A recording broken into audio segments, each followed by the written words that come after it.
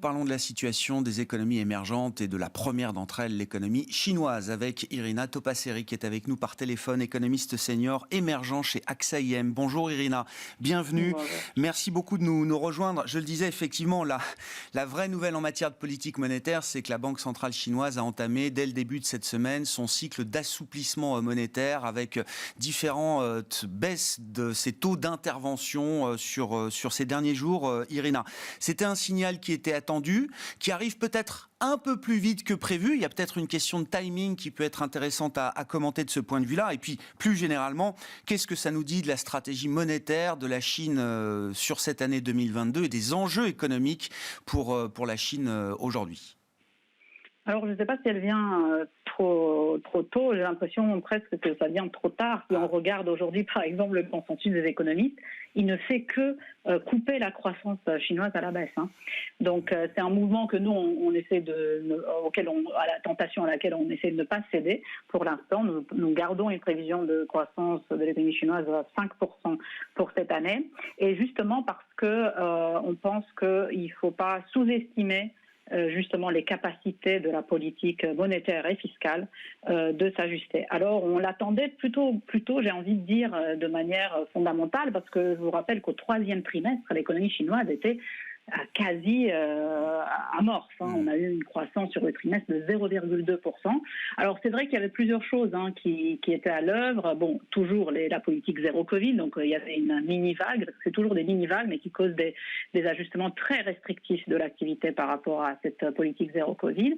Et puis il y avait aussi des soucis météorologiques, si je peux dire ainsi, qui avaient affecté effectivement pas mal de la production d'énergie et d'électricité en Chine, qui avait donc fait des coupures d'électricité, donc ça a affecté un nombre d'usines qui étaient dans la zone.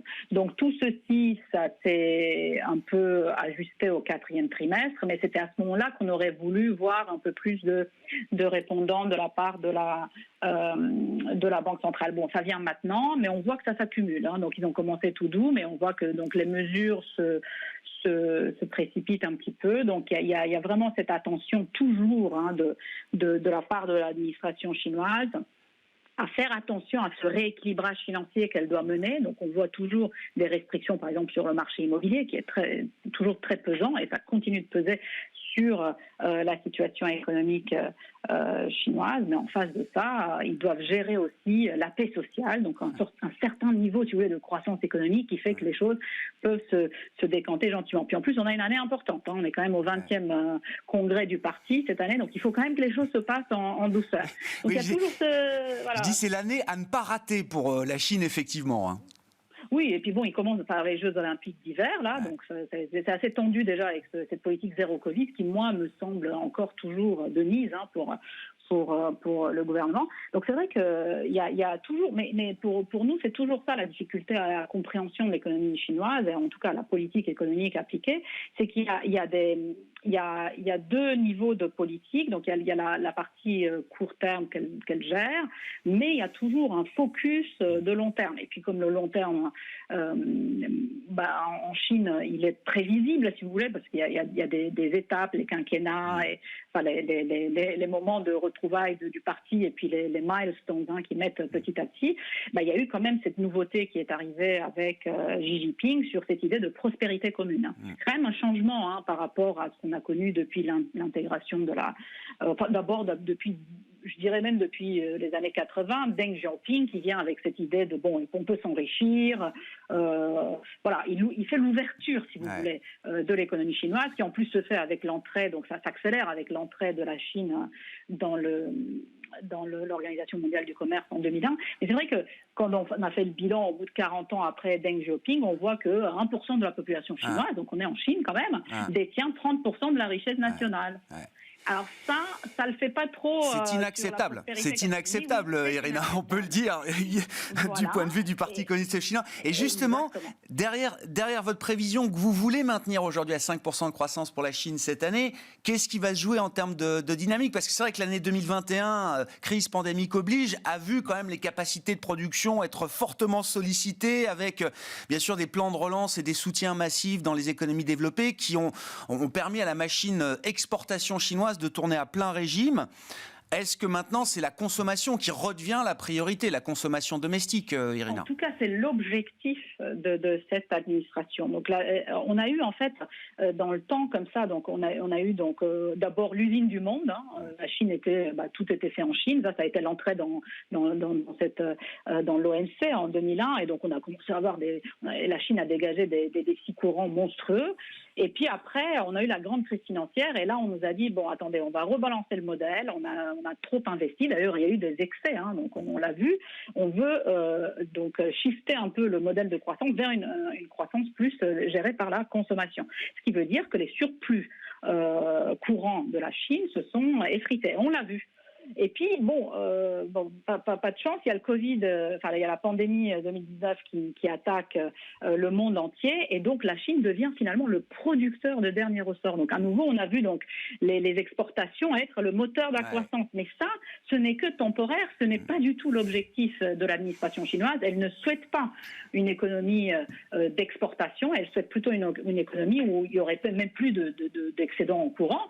Il faudrait que ça soit neutre, voire même déficitaire. Donc ça implique un tas de réajustements mondiaux, mais c'est plutôt sur la consommation que la politique essaie de tabler. Et bien c'est justement la consommation qui a manqué en 2021, manqué pour différentes raisons. D'abord, et le premier a été cette politique zéro Covid qui attaque donc le secteur des services. Donc on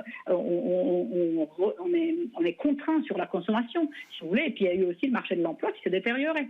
Donc du côté du consommateur, ça ne va pas du tout. Donc il faut absolument et c'est pour ça qu'il n'y a pas que la politique monétaire. Je pense que là, elle sera aisée, si vous voulez, elle s'assouplit, mais c'est surtout la politique fiscale qui va devoir jouer un rôle. Maintenant, le problème de la politique fiscale, c'est qu'elle aussi, elle a changé de nature. Avant, c'était toujours par l'immobilier. Ouais. C'était ça, en fait.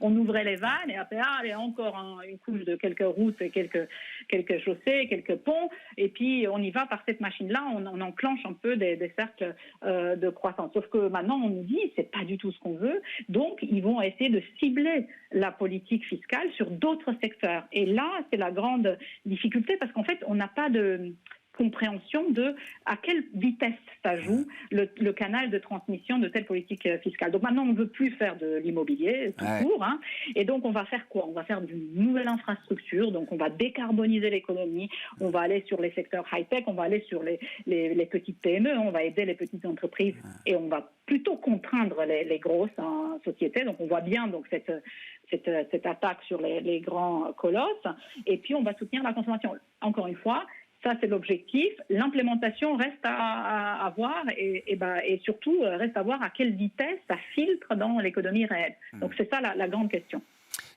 Pour conclure, Irina, d'avoir alors les deux superpuissances qui sont quand même un peu à front renversé aujourd'hui en matière de stratégie monétaire et budgétaire, est-ce que finalement pour la croissance mondiale c'est le meilleur équilibre qu'on puisse espérer aujourd'hui, d'avoir d'un côté des États-Unis qui vont resserrer après avoir été très laxistes l'an dernier, et d'avoir une Chine qui va être beaucoup plus assouplie, beaucoup plus accommodante, là où elle est restée très orthodoxe pendant la crise pandémique? Est-ce que pour la croissance mondiale dans son ensemble, c'est un équilibre qui est le plus favorable qu'on puisse espérer?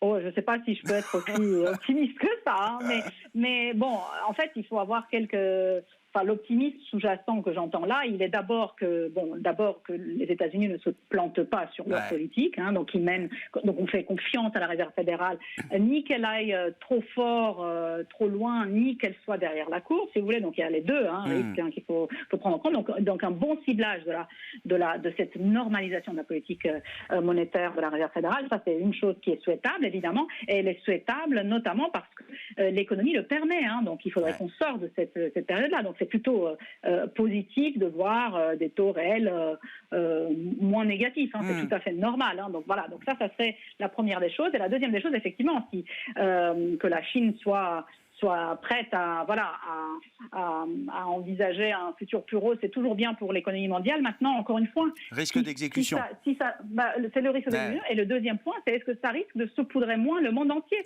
parce qu'ils sont aussi un peu plus regardants vers l'intérieur et moins l'usine du monde et le producteur de dernier ressort.